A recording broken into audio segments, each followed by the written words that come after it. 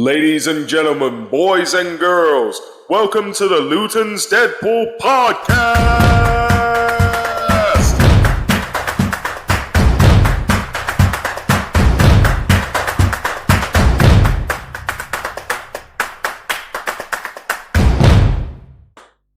Hello everybody and welcome to the Luton's Deadpool podcast today with myself, Luton's Deadpool, and my main man, Ryan Prazer. What's up, internet? Who is doing an amazing event coming up in November, what we're here to talk about today. So thank you very much, Ryan, for inviting me down to the Four Horseshoes, who have graciously lent us the place today. I will just add though, this will be the last. You're actually very special as a guest because this will be the last Luton's Deadpool podcast as it currently is. It's going to be reformatted and rebranded, and there's going to be a new form. Rejazzed and fresh lick of paint. Once we're up and running, we'll get you back on. We'll chat again, Ryan. Absolutely. But thank you for joining me today, my friend. Thanks for having me. Thanks for giving me a chance to talk about this stuff and kind of coming down to the pub in the middle of the afternoon with me, man. It's cool. So why are we at the Four Horseshoes? So this is the place where I'm going to be hosting my event, Don't Be S.A.D, S-A-D. It's seasonal affective disorder. And it's something that I came up with in the summer. Essentially, seasonal affective disorders, better known as the winter blues. And people kind of feel this when the weather starts to change in the winter, or they can feel it in the summer as well. Essentially, the change in season starts your body feeling low. You stop taking care of yourself as much, and you kind of get into this negative feedback loop. So for me, it manifests why I'll sit in my room, play video games for 8 hours in a row, eat 2 pizzas, and be like, oh yeah, there's nothing else to do, so I might as well do this. The fact is, though, there is something else to do, especially in Luton, because there's all these fantastic community groups and organisations that run stuff throughout the year that you can sign up for, get yourself involved, you can learn about yourself, you can get some support, or you can sign up for like Dungeons and Dragons, you can sign up for classes, you can sign up for workshops. That's all going to be happening at the event, as well as a full day of live music. So it's essentially a summer festival, but indoors, to help people beat the winter blues. Best way to do it is kind of make plans. So I've gone around to all these people around town that do stuff like this, that can get you involved, get you out of the house, and they're going to be representing their stuff, what they do, right here on the 2nd of November. Okay, so that's loads. Firstly, of what you're looking to do, man, and it's really cool, really inspiring. But I guess I'm curious as to why you're doing this. You know, like number one, why in Luton? Let's go for that. So for me, I'm born and bred in Luton. I was raised here for most of my life. I left in 2016. I went somewhere else in England for about a year. And then I disappeared to the Czech Republic for 7 years. Oh, wow. I lived in Prague. And this was me kind of finding myself. And I was a bartender. I was homeless. Then I owned a bar. Then I started working in offices and kind of had 3 lives over there. And then situation forced me to come back to Luton in February. Come back home, see my family, be around my family, and be there for them as we're going through some stuff. And I needed something to do. I needed something for myself to sink my teeth into. And I'm a musician, but I'm the musician that doesn't get a lot of traditional gigs. I've done all the pub gigs around town 10 years ago, right? So I wanted to book a gig, book an event that I would be able to play at. On top of that, I started going around to events already in Luton. So I went to Pride this year, and I performed there, and I met with Bedfordshire Recovery College. I started speaking to them, and they were talking about mental health as a skill, as something that you kind of work on and hone and make progress with, instead of going to somewhere to be fixed. You go somewhere to learn the skills to fix yourself, right? And that was a new outlook for me. It got me thinking about my mental health and knowing that if I don't make good in the summer, I'm not going to have anything to do in the winter, and I'm going to slip into that depression again. So that's where Don't Be S.A.D came from. I know I got into that rhythm myself, and I wanted to kind of bring something else. I wanted to bring a gig to town anyway. I wanted to get involved with more organisations, and it just kind of came together like this. So that's why I'm doing it. It's important to me. And it's also a chance to showcase what I can kind of do. So you obviously said about doing different events, and you're a musician as well. Yeah. It sounds like you've kind of well-travelled, being in Czech Republic for as long as you were. Yeah. So how old are you, dude? Like, I'm 30. You're 30. Yeah, I thought you was young. Because you look young, but it's like, it's crazy to think like that you've lived like that. Like, not a lot of people get to experience that kind of lifestyle. And I feel very lucky to have done so. You know, even the homelessness. Yeah, like, because it's life lessons, right? Yeah. It's stories. It's things for me to add to my story and tell later on. I went through homelessness, mostly my own stupid fault, but the experience of doing it and living through it and surviving it, it's something I'd wear as a badge of honor now, you know? Yeah. I was there, but now I'm here, and I've managed to bring some positivity back into the world because of my negative experiences. Yeah, no, it's something that I very deeply believe in myself. You know, I've been through my own trials and tribulations throughout my life, and I always find that the whole saying of what doesn't kill you makes you stronger is so true. You know, I've really been through the ringer, and every time that I always come out the other side a little bit tougher. And you know, it means that then most circumstances that people face in their life, what get them really down, doesn't really affect me very much. Yeah. It's like a suit of armour that you develop over time. It's like a callus over your whole body that kind of makes you impenetrable to certain things.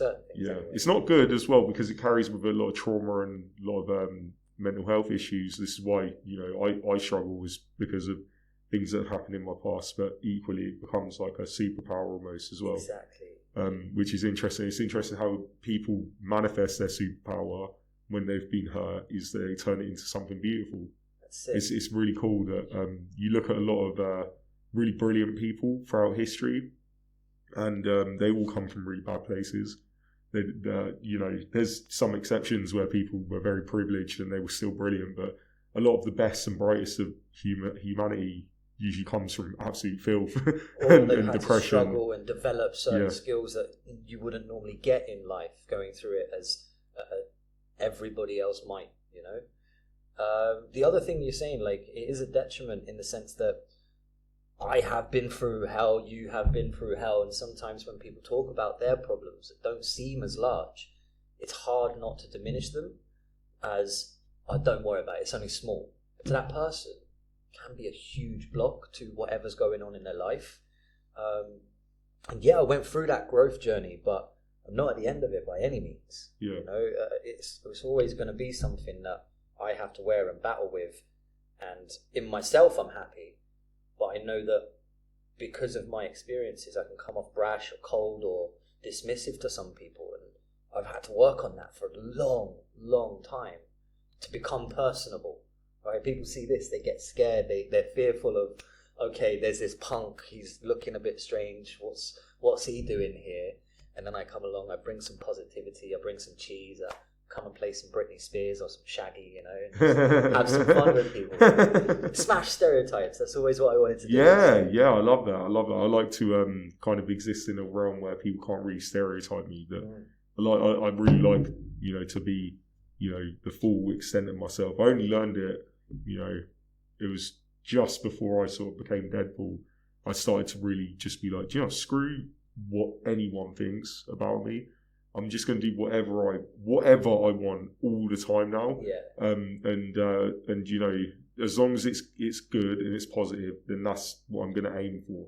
I'm always going to aim for that height, and because I'm aiming, you know, in an upward positive direction, I'm more likely to hit my target than if I'm constantly walking around with no real aim, but I'm doing whatever I want. If I do that, that's chaos.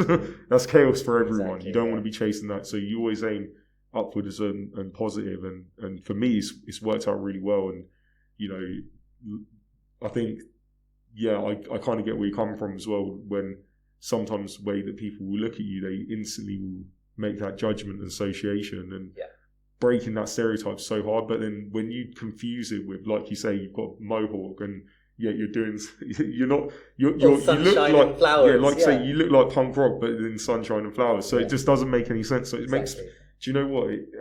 This is kind of why I do the thing with Deadpool, because it interferes with what people are thinking. Yeah.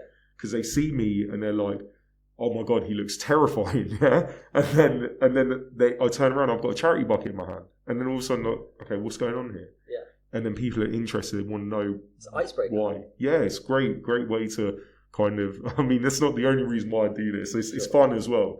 It's really fun.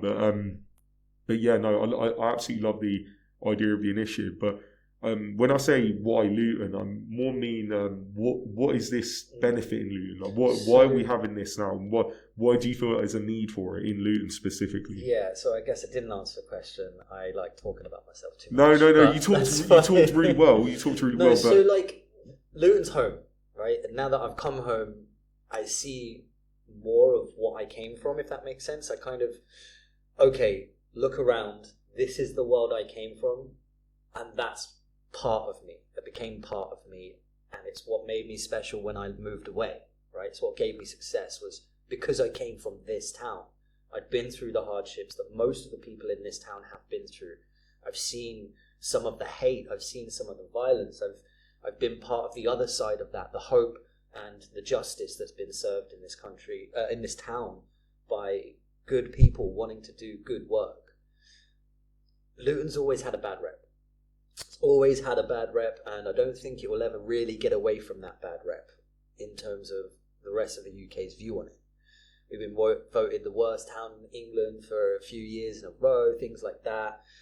But as much as the negativity gets press, there is an equal, if not stronger, positive reaction from the people of Luton. Anytime anything goes down, anything negative that happens in this town, the people come together, the people pull together, no matter their background, no matter their differences, and they do something about it. This is why I love Luton. Yeah. It's community, it's passion, it's unity, despite all of the hate, right? Because it's easy to live in a peaceful community where there is no challenges, where there are no people of differing views and different cultures. It's easy to cultivate peace there. In a town like Luton, it's probably the hardest thing in the world to do, because there's so many compromises you have to make between cultures, between people. I had to do it here because it's home. I had to do it here because it only works here, to bring people together of all different backgrounds for something that affects everybody. Yeah. I mean, it's really interesting, the points that you touch on, because I think it's part of the reason why when we had the riots happening all across the country about the immigrants and with the far right, and it was crazy times. It was actually quite scary for a little while. Absolutely. And then there was word that was going to happen in Luton. And I think we talked about this actually when we was with Leela at the Groundswell thing. Exactly. But yeah, it was a really, really scary time. And when people started saying that this is going to kick off in Luton, for me, instantly, I felt incredible fear, because I thought, if it does go off here, there is a large community of people who are going to oppose the far right, and that could lead to a very, very violent encounter. Yeah. But do you know what? All it did was, when the far right have tried in Luton for years, the EDL failed here. Yeah. They're trying to sink their teeth into Dunstable with Britain First, I think it is. And you know, you've got these kind of groups that have these viewpoints, and they just couldn't infiltrate Luton. I think that it really showed that whilst all of this is going on, there was not one story about it happening in Luton. They couldn't. And this is the place where you'd expect it. Yeah, but they couldn't, because of, like you said, we're more than that. Yeah, and that's where the narrative that they're trying to push out there in the media, we destroy it all the time. And it's just that the sad thing is that they don't take note and then say sorry for what they say. News. Yeah, it's I would really like to see journalists that take ownership of when they make their mistakes, and they, people, so many have trashed Luton, and then I don't like to see journalists getting piled on. Right? Maybe they've got bad sources, maybe they've got poor editors, or whatever the they have reasons. Their own stigma. But I mean, for me, there should be real integrity in that role, where if you put something out and it's demonstrably false, there was this one where a guy, he wrote one of these famous articles of top three worst places to live in the UK, and Luton's at number one. And when you look into where they got that data from, it comes from a website that just creates random data. That's not even true. And they take polls from other towns about other towns. So they're not even collecting the information about the place that it's about. So it gives really skewed results. Yes. It's no good. Yeah, it's terrible. Terrible. We were talking about this as well at the Groundswell Project event. Let's talk about it. They've been pretty good. I went to another one the other day about how kind of curating your timeline and going and following local groups can help to get rid of this misinformation, can help to dispel this kind of information. And it's a responsibility of each individual, each community leader to kind of educate people about media and get that literacy and critical thinking. Who is this journalist or person writing an article? Why are they doing it? Where have they got their information from? Before having a response to it. Mm-hmm. And I think as humans, we've learned somehow over time to just take what we get at face value and move on instead of being inquisitive. We've lost our curiosity in a lot of cases. And I think to find that curiosity again would mean that we'd be like, why are you telling me this? Why are you trying to get this agenda across? And what are you trying to make me feel? Yeah. Everything is an ad nowadays. Yeah. Every single thing you consume, whether it be TV, whether it be Netflix, whether it be anything video game related or comic book related, it's all an advertisement for that person's agenda. No matter how you look at it. Someone wrote that for a reason, to send a message. Yeah. So with some things, it's harmless. It's entertainment media. It's meant to be enjoyed as entertainment, right? So films and TV, they can make statements. They don't necessarily have to affect your daily life, right? But the problem with today is the social media world means that we can comment on it all the time. And some of our comments get put out of context. You might say the new Deadpool movie was trash because I didn't like XYZ. But someone will screen cap the new Deadpool movie was trash, and that's their opinion now. They can't have another one. They can't backtrack on it. They can't add complexity to it. They can't add context to it because the internet's decided that's their opinion. Yeah. The court of public opinion is a very difficult place at the moment. And the responsibility of journalists is a big problem contributing to this, I think. Yeah, 100%. I just want to add the new Deadpool movie was amazing. It was dope. It was dope. And if you think it's trash, I don't know if I appreciate your opinion. No, I'm joking. No, I loved it. Yeah, it was a great film. Great film. What was your favourite scene? For me, it's one of the early fight scenes in the snow where... when he's using Wolverine's body and he's just demolishing... Yeah, that's great. My favourite scene is the car fight scene between him and Wolverine. We talked about this, what my personal feelings are about. We're not going to, there's children to watch. Spoilers. And there's spoilers as well, so I don't want to ruin it for anybody. But that's my favourite scene. Yeah. Because it's just hilarious. But the whole film from start to finish is absolutely brilliant. It's what it meant. It's exactly what you'd expect. It was an awareness piece. Yeah. Let's just hold on a second. We've got an interruption. Hello? Is this place haunted by any chance? Maybe it's the ghost of Wolverine. What the fuck was that? It's the ghost of I'll bleep that out for the children. It doesn't like us making fun. It was Hugh Jackman heard my review a minute ago. He's coming to sort me out. Oh gosh. What were we talking about? Gone. It's gone now. It's gone. The film was great. Enjoyed it. Enjoyed it, and it was what it was meant to be. It's breaking the fourth wall. It was self-aware. It was funny. Yeah. And it kind of tapped onto the general feeling about people with cinema, with films, with the Marvel universe at the moment, where we're just kind of sick of it all being cookie cutter formula. There's the multiverse thing, which is in everything now. I mean, my issue is with Hollywood and Disney and all these brands that are pumping out all this media, is that it's all coming from the same people. Yeah. That's my problem, right? There's no, I remember growing up for me, there was always new people coming out that were changing what cinema was. And, you had so many different directors who had really, really unique styles. And now a lot of directors and a lot of film studios are kind of reformatting, and it's all becoming very That's samey. it, because the cinemas are trying to copy either Marvel or Netflix. Like, right? you know, like, I'll take one concept, like a fight scene. Yeah. Right? Fight scenes, I feel like, are filmed in almost the exact same way for every film now, where it's very up close, very fast, and, you know, you don't get to really see a lot of it, like properly.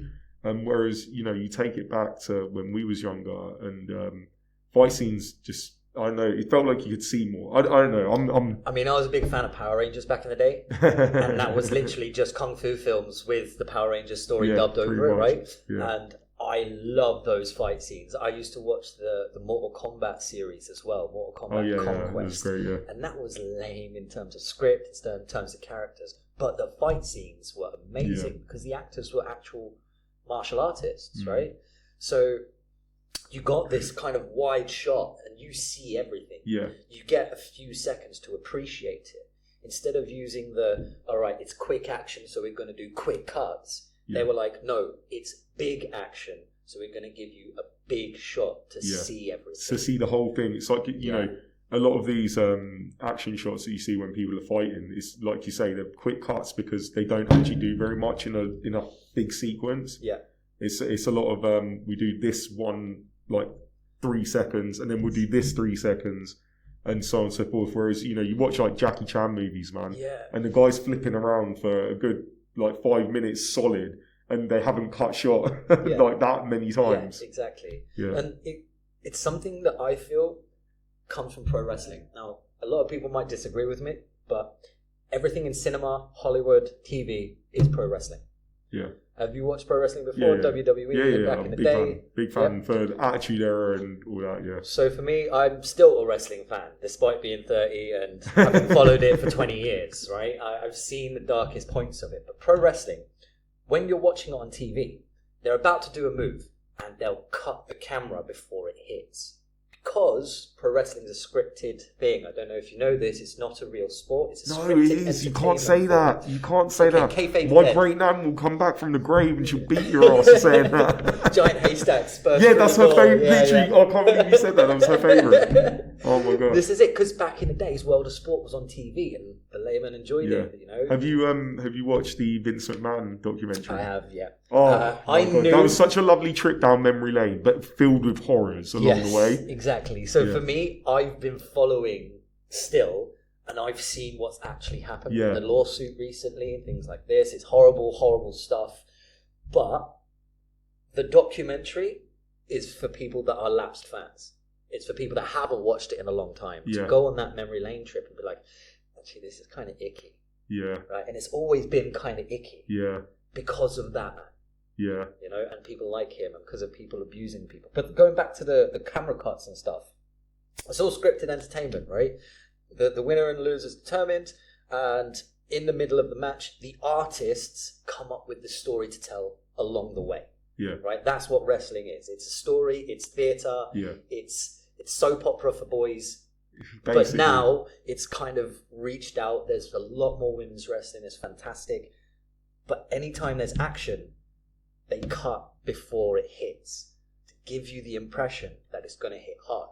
They do the same in a lot of film because they don't want to train someone. They don't want to get someone who's a paid combat instructor. Yeah. They just want to fake it till they make it because it's cheaper. Yeah. Right. So they've taken that from pro wrestling and essentially eliminated any combat instructors and fight scene coordinators. Because now you don't need a world-class martial artist to come in and train a load of people, or even to be the lead guy in the thing. You can just have somebody that's got good face, good voice, good body, and then that's all you need, really. A little bit acrobatic, maybe. You don't need to be too much. The Rock is the number one movie star in the world because he can coordinate a fight scene because of years of being a pro wrestler.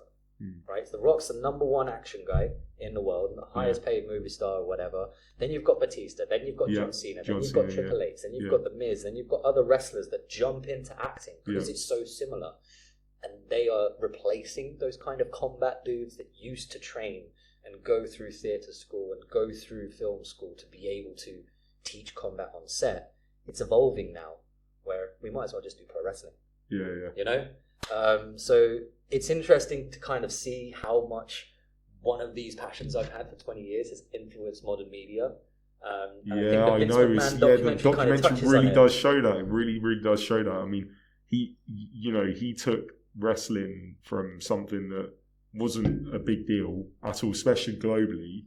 Took it to your living room. He took it to everybody's room. And I remember growing up during the 90s and early noughties and watching that era of wrestling was one of the... I feel so lucky that I grew up during that time, because there's... I know that you may watch it now, but for me, there was nothing really like it, because it was something that everybody talked about. Like, WrestleMania was on, people would be going crazy, you had the Royal Rumble. Next? Yeah, like the storyline's so good. Like you'd watch SmackDown and Raw and just be talking about it all week with your friends, and then so eager and excited to watch it again the weekend. And that period of time, I was such an avid wrestling fan. Like I watched it all the time, had all the pay-per-views. It was a great time. But yeah, I don't think that they can ever really do that again. It's so unique in what it was. Not in that way. This is it. So wrestling has changed now. One, because he's gone.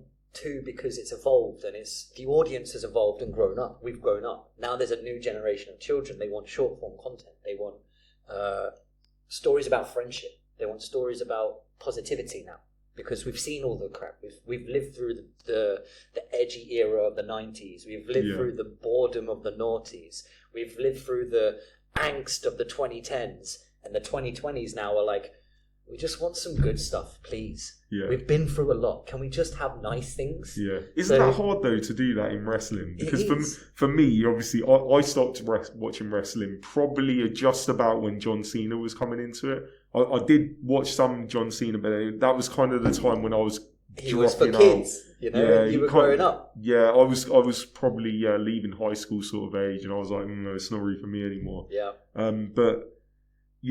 like for me, the absolute best time was like, when you had WCW and you had ECW.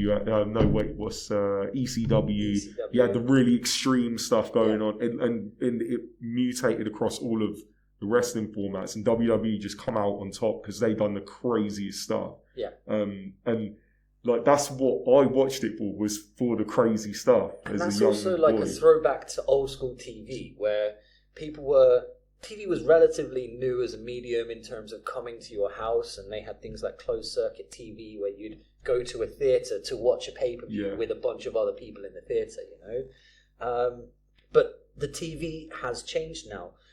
They had the scope to push the envelope and things like this, but the reason they can't anymore, and goes back to something we said earlier, is because everything's an ad. They need ads. They need ad revenue. Yeah. So they can't do anything too risky. Yeah. Because WWE are now a publicly traded company. Yeah, I know. So they're beholden to their sponsors.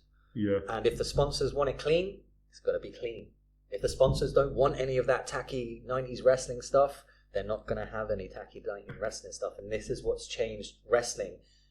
And like you say, the 90s, the Attitude Era, it was representative of the 90s, right? Because you had all these cool characters on TV. You had all these badasses like Schwarzenegger and Stallone coming into the scene, and it was like, oh yeah, it's cool to be a badass. Yeah. And that's where the Attitude Era came from. It kind of encapsulated the pop culture of the time. Yeah, well, D-Generation X they're so key. Like, I loved their attitude back then. And it's like, yeah, you're right. Like, 90s was like a real era of rebellion. Which didn't really exist so much in the noughties and the 10s and 20s. It feels like there's a bit of rebellion coming back. Yeah. When you look at, it's really funny actually. I was talking about this with my two daughters. So they're, one's like kind of going into sixth form sort of age, and the other one's like middle high school sort of age. And in terms of what they're like in like how can I put it? How brutal they both are. The older one, which belongs more to like the more sensitive kind of group of people that have emerged from, I don't know, say, like 2000, being born from like 2006, 2008 up until maybe 2010. They're very sensitive and offended by things quite easily, right? Without, I don't want to upset too many people here, but there's a certain age group where, they were a lot more sensitive, whereas the younger one, they are brutal. And some of the jokes that she comes out with, I could not repeat on here for fear of cancellation. Yeah, but she has like their generation is pushing the boat out so far. You know, I'm really interested to see when they come of age and they're sort of making music, and that's the one I was going to go to. I'm really interested to see what they do. Yeah. Music's fascinating, right? So for me, as someone that's been in it since I was 15, so 15 years or so, I've been trying to get my songs out there, trying to play gigs and stuff like this. And I've been watching the industry kind of from the edges. I've never really been able to break through, and that's fine. I didn't need to, you know. But there used to be a mainstream. Yeah. Right. One conscious stream of media and culture and things that you enjoy coming through newspapers, coming through TV, coming through adverts, coming through magazines. Because of the internet and the expansion of the internet, there's no longer one stream of popular music or the main guys. There's not going to be a Lady Gaga or a Michael Jackson or an Elvis Presley or a Beatles again, right?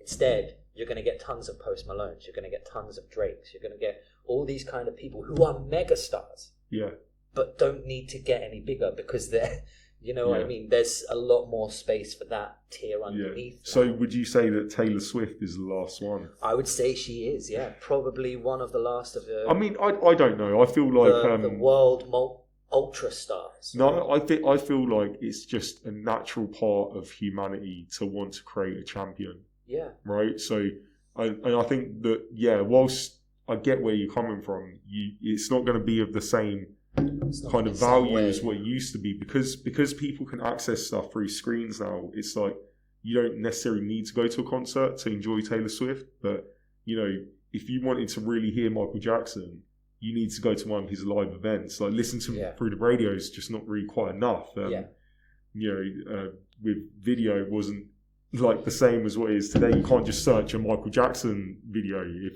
back in the day you'd have to go to the video shop and get one out or wait for it to come on MTV or whatever. But so you know the access to it now is much greater, which probably means that people aren't going to want to be as interested in going to the thing. But equally, I do think that we this is just what humans do.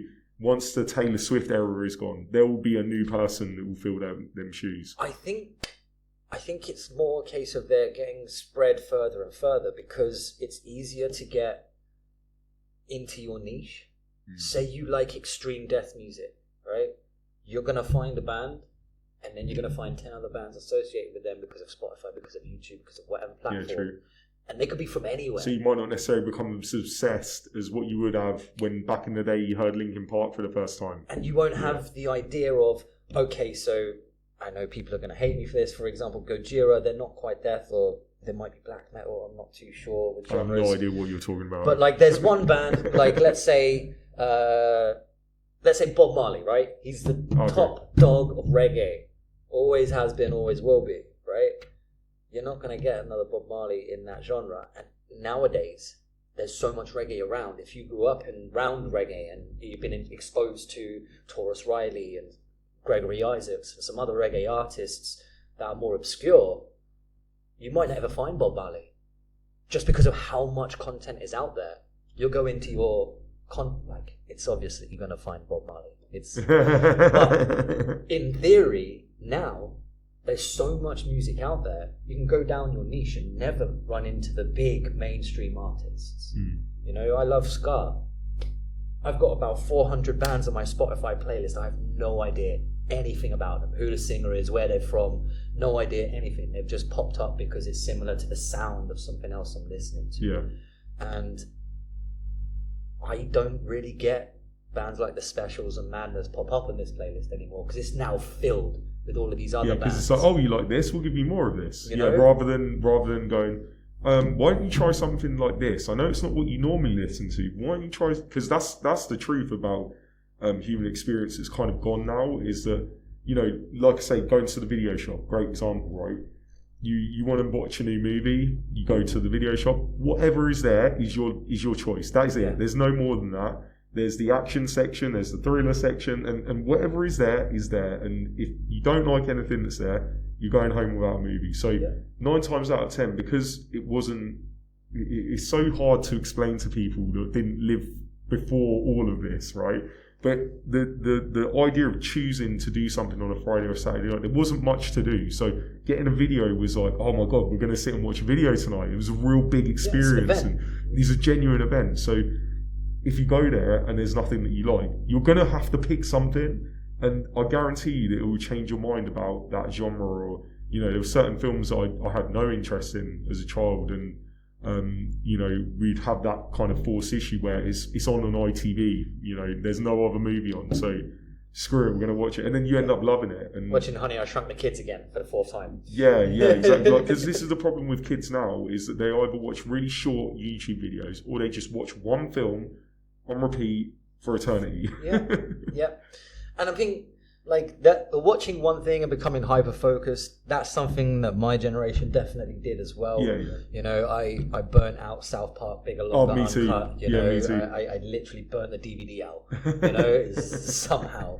But like, I don't need to now as an adult. I don't need to go back to them because there's so much now for me to dive into in terms of content, related content. If you like South Park, you'll like. I'm not going to go into them. Rick and Morty, Paradise PD. There's tons of stuff that I'm not going to go into because it's not necessarily family friendly. But you can find it, and that's the beauty of this age, and also the curse. Yeah. Right. But yeah, I hope that someday there is ultra stars that we can all get behind and all support. Right.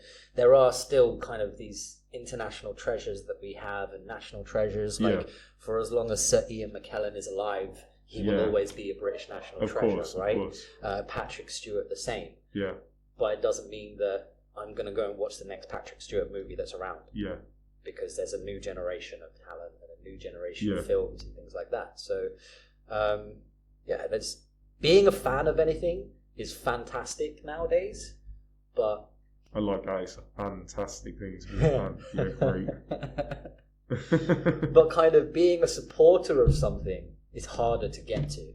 Yeah, because it's the same with Luton Town. You can be a fan of Luton Town, but being a supporter, going to the games, buying the merchandise, things like that, that is another level that is harder to get into. Yeah, I think that it's also because of the greater level of complexity. Getting into something, it's like you can't join our club because you don't know enough about it. There's always that problem. Like, it's very off-putting with anime, for instance, right? Oh yeah, it's very off-putting. There's so much. There is just so much that I have now given up, and I don't watch anything anymore because I'm like, I don't want to waste my time on this or potentially fall in love with this and then miss other things. So I've just given up. Yeah, I've just completely given up. I don't watch any anime anymore. Yeah, it sucks, man, because it kind of gets to you, right? And then you end up going back and watching all the Dragon Ball again. I do that. Do you know what? To be honest with you, this is what I tend to do now. Is I go back to stuff when I was a kid that I watched, and I really love. Like, Dragon Ball's great. Nostalgia's a powerful drug. Yeah, it really is. It really is. Especially with it's something that you don't really think of as you're growing up, but how much your perspective change, and you whatever you felt during the time when you watched it, you get that feeling again because you recognise it. You're like, oh, I remember feeling like this, and you're like, my God, why did I feel like that? You know what I mean? I've gone back and played a couple of games recently because I'm a big gamer. I've got like 12 games consoles I've collected over the years. Yeah. So I was playing a Wii game the other day, and I was like, holy heck, this looks like rubbish. This is terrible. The Wii is such a garbage console in terms of graphics. And then I started playing it, and I was like, oh, my kid brain understands this. Yeah. But 5 minutes, I'm done now. Yeah. Whereas it would have been hours before. Yeah. It was so much more immersive. But yeah, it's crazy how much that's changing. I was the kid that completed Wii Sports. Like, how do you complete Wii Sports, right?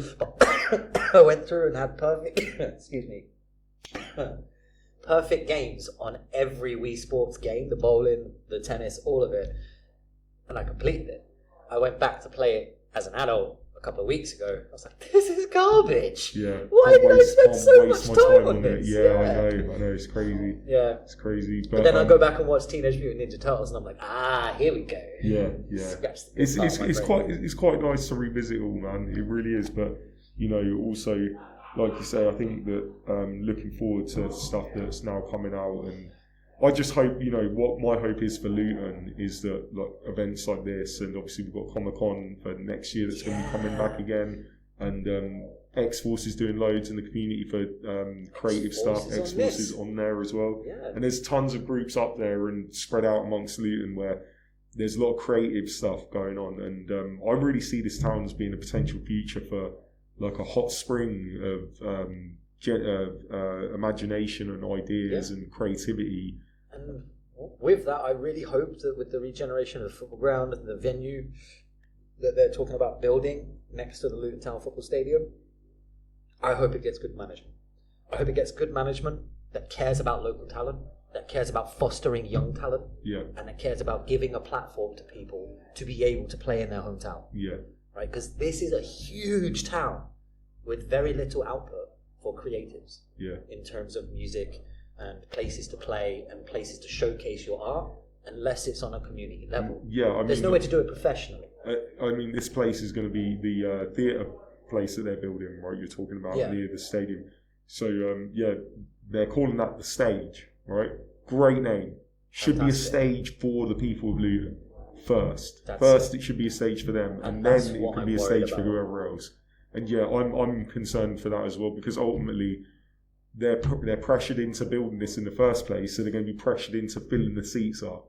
And are you going to fill the seats up in a large capacity place? This is it. It needs someone with experience, right, of venue management. Because, yes, you can foster young talent and make money. You just have to use your time wisely. So Fridays and Saturdays, they're your busiest nights. You get a big band in. You get someone else from the surrounding area that can support. And then you get someone from Luton to open up that stage. Right? That's it. That's the model. That is the model to get local talent over, to give them a chance to put their music out. And you can even do auditions and kind of open mics on the Tuesday and the Thursday to test that talent and make little competitions and breed a scene. And I just hope someone with that kind of intelligence goes there instead of a company. Yeah, me too. But, dude, obviously this has been really good talking. If you just want to tell everybody about the event, when it's going to be. Don't Be S.A.D. Saturday the 2nd of November. It starts at 1 p.m. until 8 p.m. so that after the gig's finished, you can go around town and support some other local venues that have got stuff going on. It's at Harvey's Luton, which is at the back of the Four Horseshoes on Park Street. The downstairs space is going to be where you'll meet Deadpool and X-Force and loads of other community groups, and you can sign up to stuff. There'll be sheets for you to sign up your details, and there'll be food down here. We've got Top It Off provided some nice Caribbean food. And then upstairs, you're going to have a whole day of free live music from local acts. Awesome. All right? Including a surprise headliner that are kind of legends on the scene around the area. But it's all about positive, feel-good vibes. Come down, it's free entry, and come and support some of these organisations that have helped make it happen. Mate, couldn't say it better myself. Thank you very much, Ryan. Thanks so much, Deadpool. It's been a pleasure. It's been a pleasure. And we'll see you at the event. Absolutely. And at Comic-Con next year. Yeah. That's right, people. Love you, Luton. Take care. Ladies and gentlemen, boys and girls, welcome to the Luton's Deadpool podcast.